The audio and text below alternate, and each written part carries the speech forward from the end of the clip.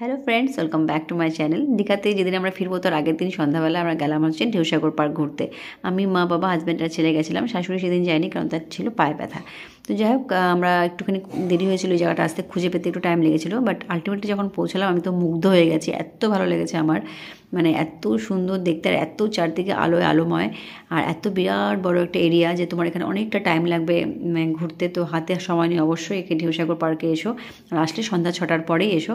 এটা খোলেও ওই সময়, কারণ লাইটের কাজ তোমরা তখনই দেখতে পারবে। তো আলটিমেটলি আমরা ঘোরা টোরার পর একটা রাইড করলাম আমি আর হাজব্যান্ড মিলে। আমি তো দেখেই লাফিয়ে উঠেছিলাম, যেটা আমি করবোই করবো। তো ভীষণ এনজয় করেছি। এরকম দেখো একটা ট্রেনও আছে, যে ট্রেনে করে তোমরা পুরো চত্বরটা ঘুরতে পারবে। তো আলটিমেটলি আমরা খাওয়ার দোকানে ঢুকলাম, ঢুকে ছেলে খেলো একটা গোলা মতন কিছু খেলো, আইসক্রিম গোলা। আর আমিও ওকে লাস্টে পারছি না বলে একটুখানি ওর সাথে শেয়ার করেছিলাম। আর বাবা, মা, হাজব্যান্ড সবাই খেলো হচ্ছে কফি। তো কফি টফি খেয়ে আইসক্রিম খেয়ে আমরা আলটিমেটলি এবার ব্যাক করছি, কারণ পরের দিন আমাদের ট্রেন ছিল। তো কেমন লাগলো ব্লগটা অবশ্যই কিন্তু কমেন্ট করো। ভালো লাগলে কিন্তু লাইকটা সাবস্ক্রাইব করতে ভুলো না।